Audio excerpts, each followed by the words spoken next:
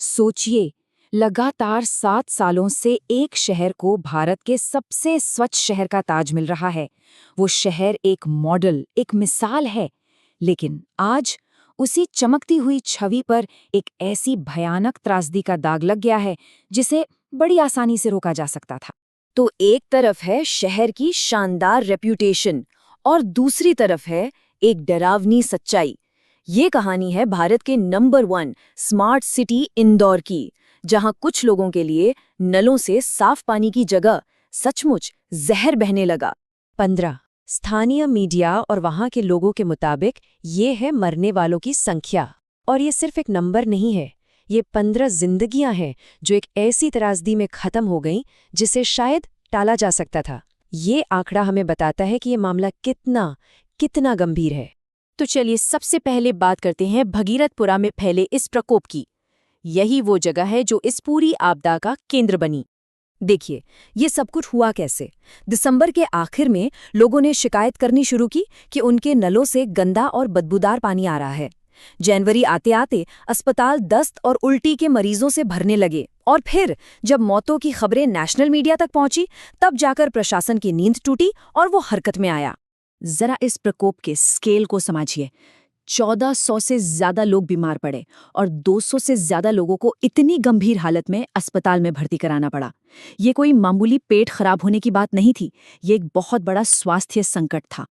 अब बात करते हैं दूसरे पहलू की, जहां आंकड़े अलग अलग हैं लेकिन पीड़ित एकदम असली हैं। यहां हम देखेंगे कि सरकारी बयानों और जमीनी हकीकत में कितना बड़ा फर्क है। देखिए, राज्य सरकार ने हाईकोर्ट को बताया कि दूषित पानी से सिर्फ 4 मौतें हुईं, लेकिन वहीं के रहने वाले लोग और मीडिया रिपोर्ट्स का कहना है कि ये संख्या 15 तक है। ये जो अंतर है ना, ये सरकारी कहानी पर कई गंभीर सवाल खड़े करता है। और ये सिर्फ आंकड़े नहीं है। पीड़ितों में एक 6 महीने का बच्चा था, उर्मिला, तारा, नंदा और हीरालाल जैसे बड़े बुजुर्ग थे जिनकी उम्र 60 से 70 साल के बीच थी। ये नाम हमें याद दिलाते हैं कि हर एक आंकड़े के पीछे एक जीती जागती इंसानी जिंदगी थी। तो अब आते हैं तीसरे हिस्से पर, खुलासा कैसे एक के बाद एक चूकों की एक पूरी चेन बन गई। लेकिन सबसे बड़ा सवाल तो यही है कि आखिर एक स्मार्ट सिटी में पीने के पानी के साथ सीवेज मिल कैसे सकता है। इसका जवाब लापरवाही का एक बहुत ही चौंकाने वाला उदाहरण है। तो हुआ ये कि जांच में पता चला कि भगीरथपुरा में एक पुलिस चौकी के पास पीने के पानी की मेन पाइपलाइन के ठीक ऊपर एक पब्लिक टॉयलेट बना दिया गया था। बात यही नहीं रुकी। ठेकेदार ने एक सही सेप्टिक टैंक बनाने के बजाय सारा कचरा एक गड्ढे में डाल दिया।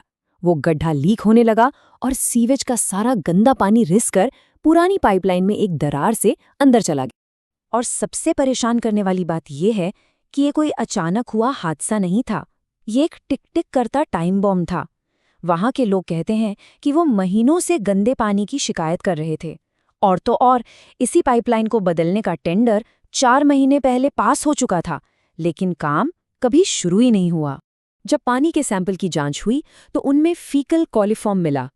अब ये क्या है? ये वो बैक्टीरिया होते हैं जो सीधे इंसानी या जानवरों के मल में पाए जाते हैं। पानी में इनका मिलना इस बात का पक्का सबूत है कि उसमें सीवेज मिला हुआ था। लैब रिपोर्ट में सिर्फ फीकल कॉलिफॉर्म ही नहीं, बल्कि ई कोलाई, प्रोटोजोआ और यहाँ तक कि हैजा फैलाने वाला बैक्टीरिया विब्रियो कॉलेरी भी मिला। इसका सीधा सा मतलब है भगीरथपुरा के लोग कई दिनों से अनजाने में सीवेज का पानी पी रहे थे।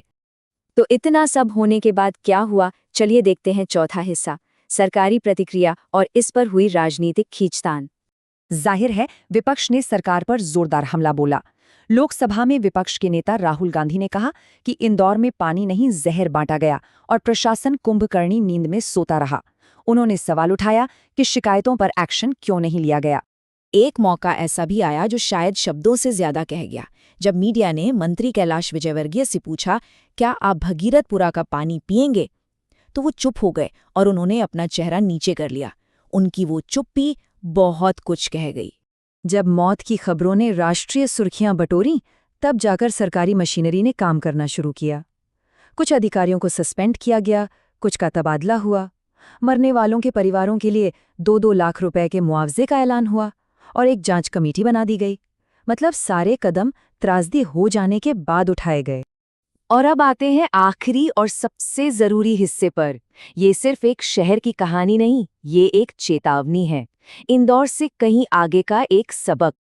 आखिर में ये पूरी घटना हमें एक बहुत ही जरूरी सवाल पर सोचने को मजबूर करती है। क्या असली सफाई सिर्फ चमकती हुई सड़कों तक ही सीमित है, या ये उन पाइपलाइनों में भी होनी चाहिए जिनसे हमारे घरों में पीने का पानी आता है? इंदौर की ये त्रासदी एक कड़वी सच्चाई याद दिलाती है कि सिर्फ सतही दिखावे पर नहीं, बल्कि लोगों के स्वास्थ्य और बुनियादी सुविधाओं पर ध्यान देना ही एक असली स्मार्ट सिटी की पहचान।